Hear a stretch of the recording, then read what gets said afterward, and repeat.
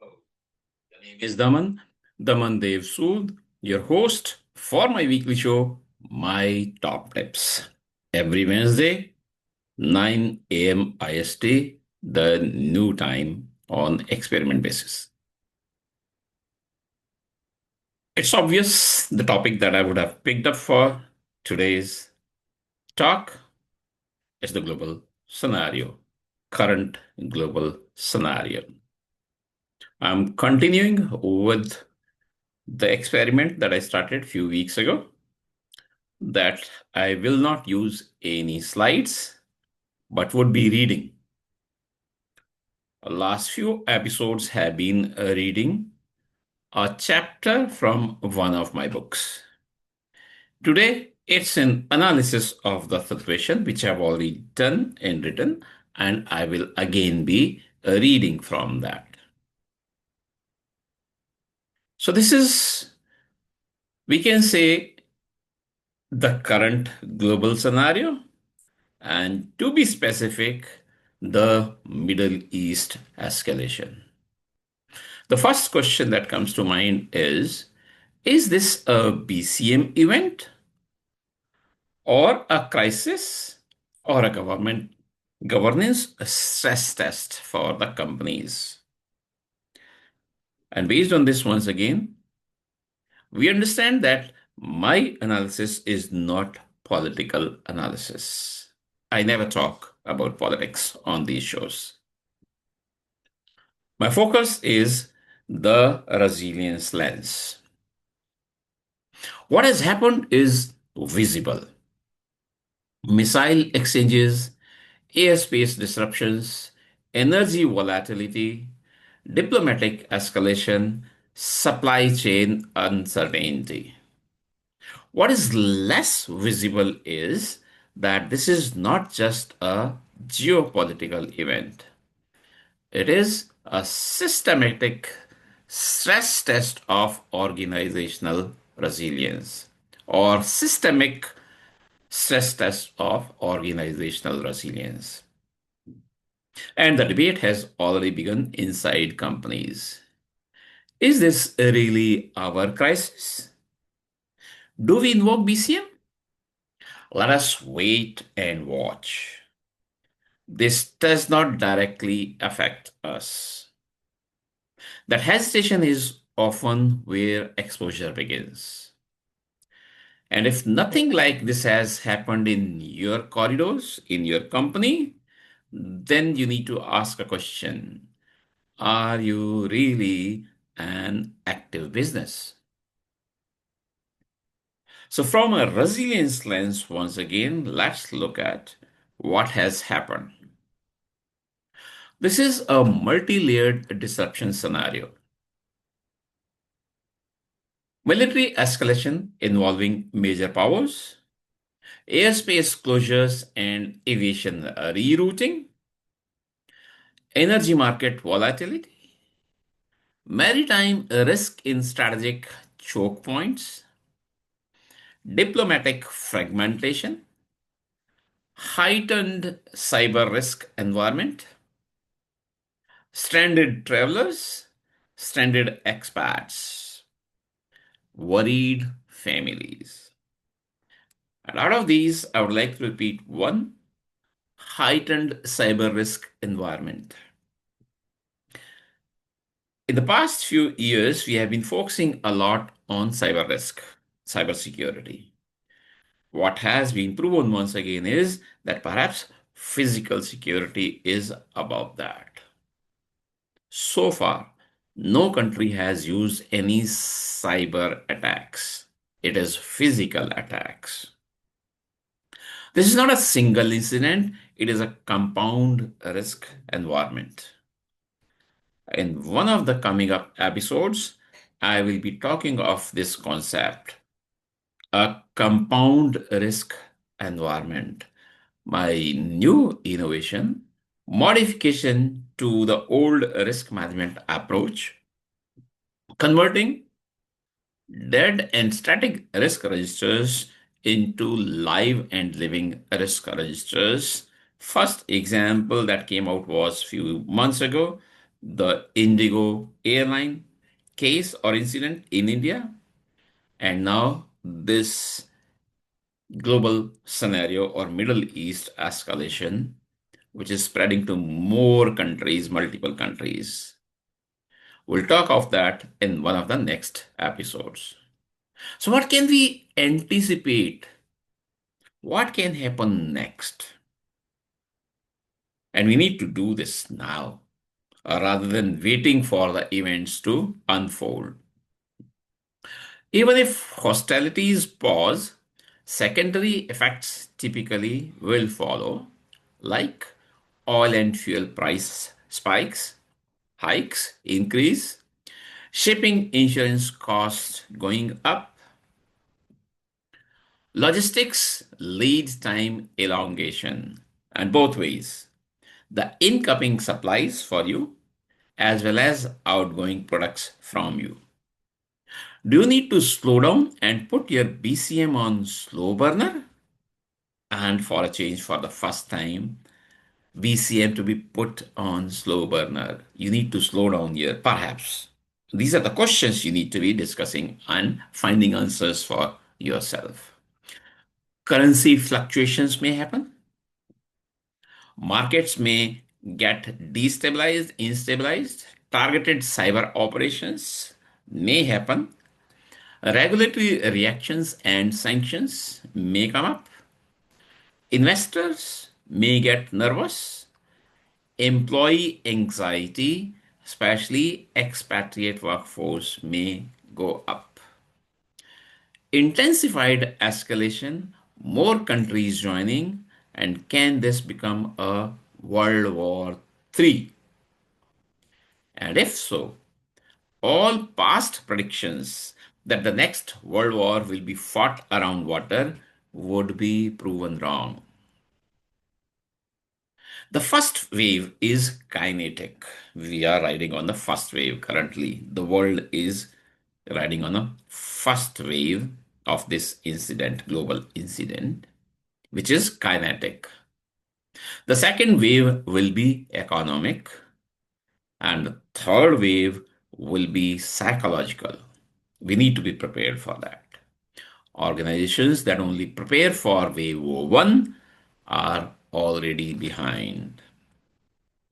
The third point in my analysis is the obvious organizational impact. Most boards will immediately think of supply chain disruptions, increased cost of operations, travel restrictions, energy cost volatility, customer delivery delays, order cancellations, and be prepared for this also. Stalling raw materials or finished goods.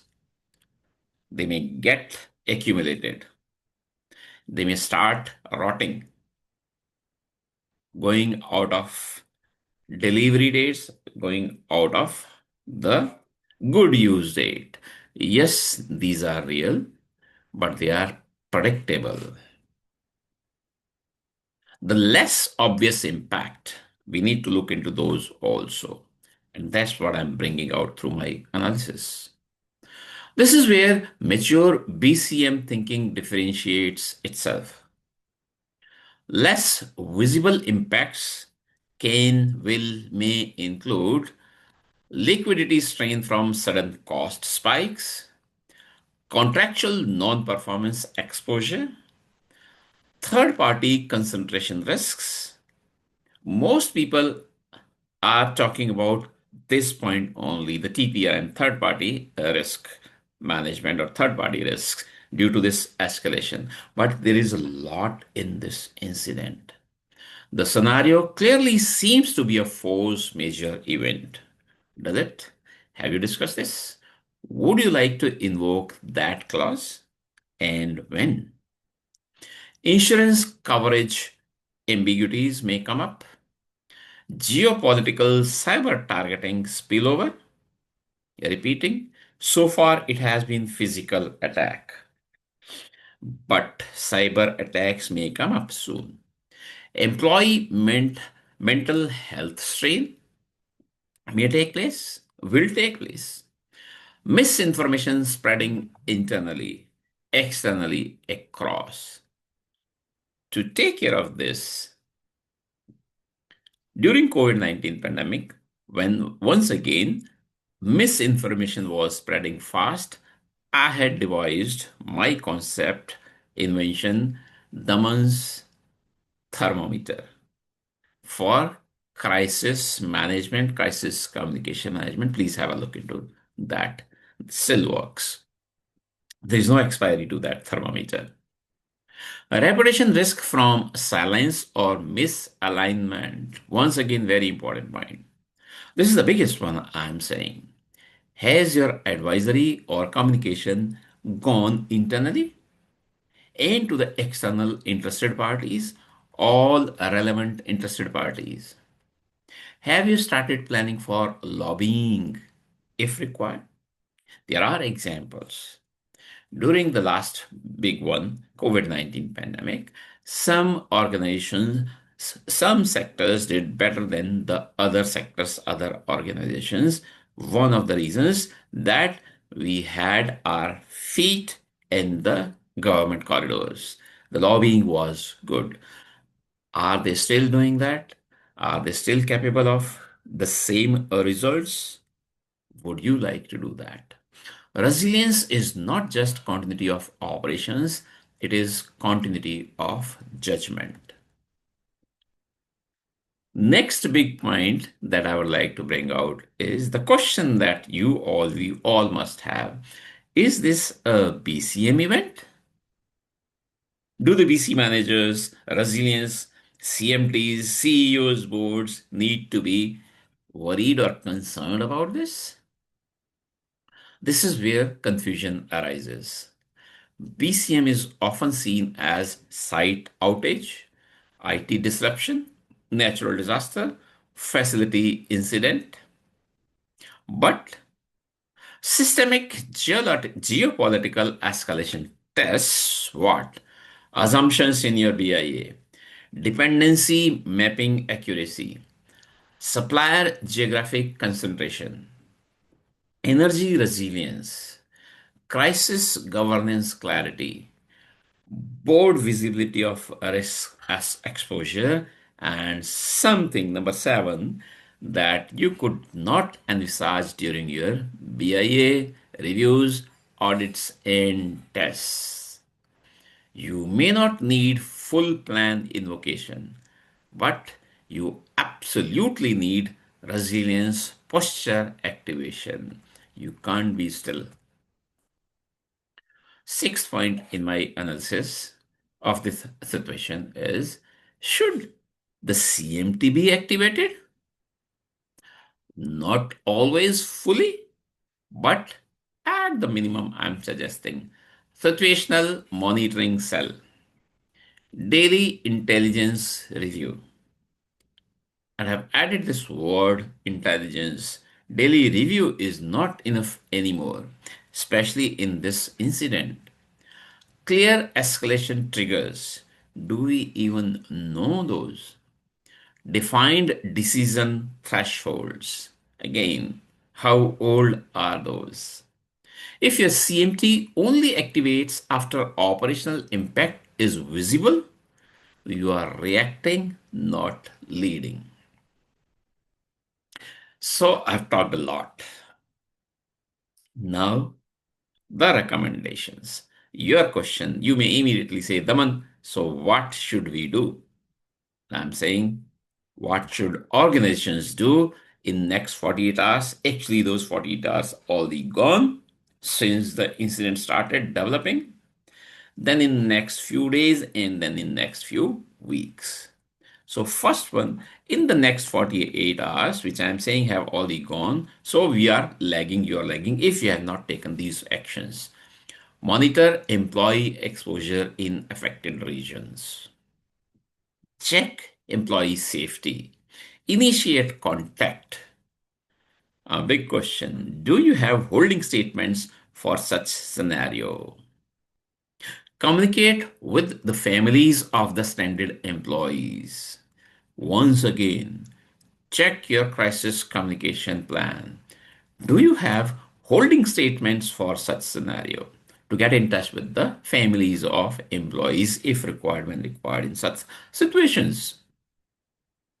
Conduct a rapid dependency scan, dependency on energy, logistics, suppliers, etc. Validate alternate routing options if available, where available. Confirm crisis communication lines. Brief executive leadership. Review cyber threat posture. While it has not happened, I do not mean to say that you close eyes to this, because this is always a possibility. It's a plausible scenario. Establish monitoring cadence. Open your crisis communication bridge. Do you have one? Who all have access to it? Who is monitoring it? And on what basis? Is it 24 by 7? For example, do not overreact, but do not ignore either. Stabilize, stabilize awareness. What should you do in the next 7 days then? Of which few days have already gone once again. So you are lagging behind. Revisit top 10 critical suppliers for geographic exposure. Reassess fuel energy exposure modeling. Conduct liquidity stress scenario. How much do you have? How much can you spend and are willing to spend? These questions go to CMTs and boards directly. Review insurance clauses. For example, what is written about war, sanctions, and force majeure there? How do you invoke for a force majeure even if you want to, when you want to? Start reading that now. Prepare internal FAQs to reduce speculation. Brief the board, not to alarm, but to assure governance control. This last point to be done within the next 7 days, of which few days have gone. Very powerful, critical. What was your worst case scenario of the past? What happened? What did you do? What was the impact? How much did you spend? How much did you lose? Was that recorded as a success? And if yes, then will you be able to repeat it now if required? Ask. These are difficult questions, but these need to be answered. Resilience leadership is about calm visibility. And my recommendation for next 4 weeks, next 30 days, re-evaluate geopolitical concentration risks. And I'm saying this with the expectation that the scenario would have died. The situation would have come under control. But for sure, the after sales effect will remain. After effects will remain. Update BIA assumptions where necessary. Conduct executive simulation on compound disruption. Review third party exposure, including cyber exposure. Reassess inventory buffers and sourcing diversity. Align risk appetite with current volatility.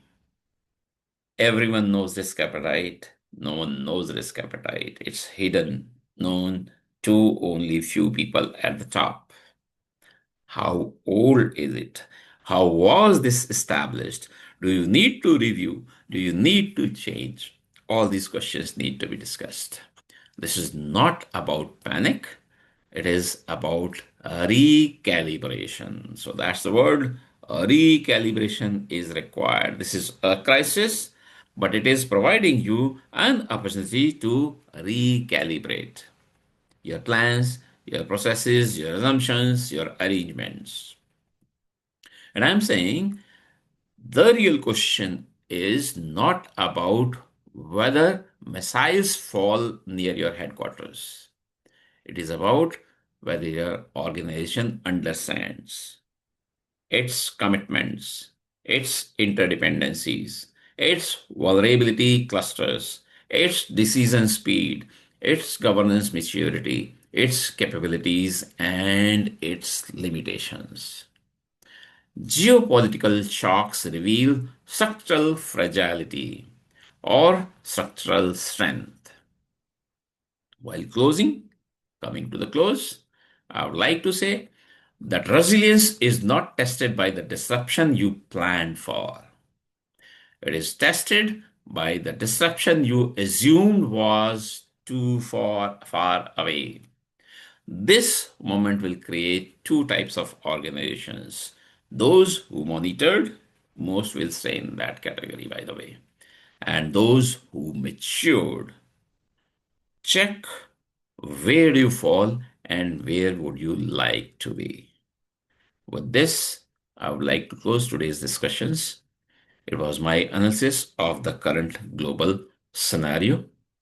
If you have any questions about this or resilience as a whole, please feel free to write to me and I will be happy to respond.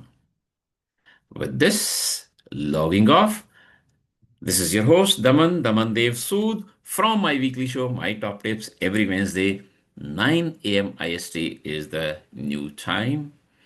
I look forward to seeing you all Wednesday. Thanks. Bye bye.